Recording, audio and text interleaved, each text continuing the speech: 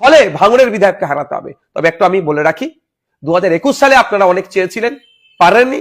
2026 সাল আসছে, সংযুক্ত মোর্চা 2026-এ যাতে তৈরি হয় তার জন্য আমরা চেষ্টা করছি। তারপরেও বলছি, আমরা এই বিগত 4.5 বছরে যা পারফরমেন্স করেছি, রাজ্যের বিভিন্ন প্রান্ত থেকে ভাঙড় উপহার দেবে বিধানসভাকে। আজকে অভিষেক বন্দ্যোপাধ্যায় বলে ভাঙড়ে তৃণমূলকে জিততে হবে, এ প্রসঙ্গে কি বলবেন? ভাঙড়ের বিধায়ক 293টা বিধায়কের নোংরামি অন্যায়কে ফাঁস করে দিচ্ছে।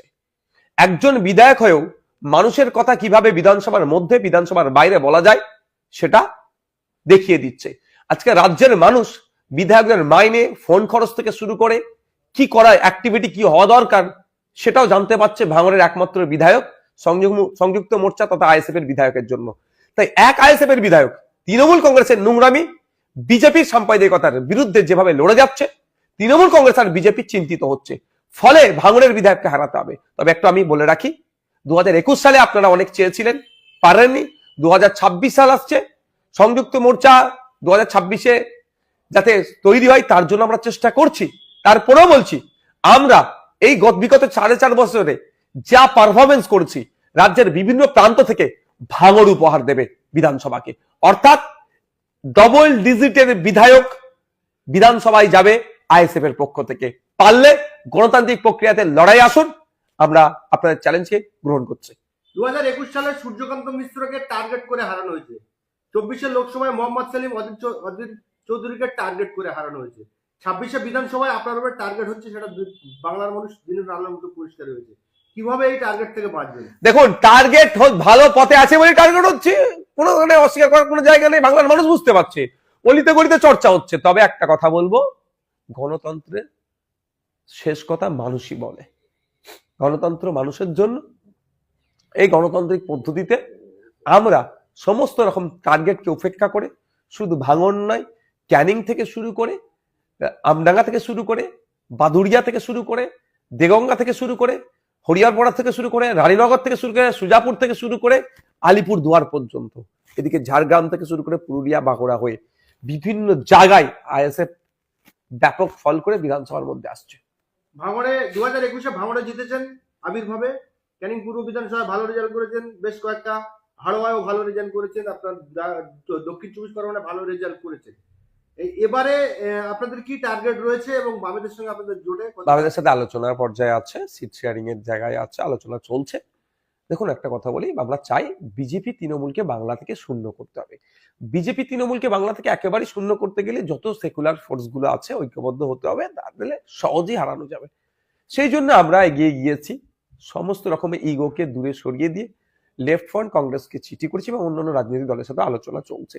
আমরা চাই দ্রুততার সাথে এই জোট সম্পূর্ণ হোক এবং বিজেপি তৃণমূলকে বাংলা থেকে পরাস্ত করি। আর 2021 সালে রেজাল্ট হয়েছিল যেটা, 2026 সালে তার থেকে ভয়ঙ্কর ভালো রেজাল্ট হবে। কারণ 2021-এ আমরা দল তৈরি করেছিলাম, অনেকে সাম্প্রদায়িক দল বলে আমাদেরকে দেখে দিয়েছিল, অনেকে অমুক দলের দালালি করছে বলে দেখে দিয়েছিল। কিন্তু 4.5 বছরে বাংলার মানুষ বুঝে গিয়েছে এটা সাম্প্রদায়িক দল না প্রকৃত অর্থে ধর্মনিরপেক্ষ দল। কারণ শাখা পালা নিয়ে পরীক্ষা কেন্দ্রে ঢুকতে না বাধা দিলে আইএসএফ প্রতিবাদ করে, হিজাব নিয়ে কোনো সমস্যা হলে এই আইএসএফ প্রতিবাদ করে, রমজান মাসের ফলের দাম বেড়ে গেলে আইএসএফ প্রতিবাদ করে, ধানতেরাসের সময় হিন্দু ভাইদের যে সোনা গহনা কিনতে অসুবিধা হচ্ছে, দাম বেড়ে যাচ্ছে, এর প্রতিবাদ আইএসএফ করে। আনিসকে হত্যা করলে প্রতিবাদ আইএসএফ করে, বিদ্যুৎ মন্ডলকে হত্যা করলে এই প্রতিবাদ আইএসএফই করে।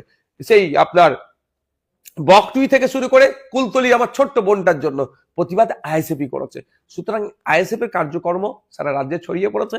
এখন সাম্প্রদায়িক বা অমুক দলের দালাল বলেও আইএসএফ এর যে ঝড় উঠেছে আটকাতে পারবে না।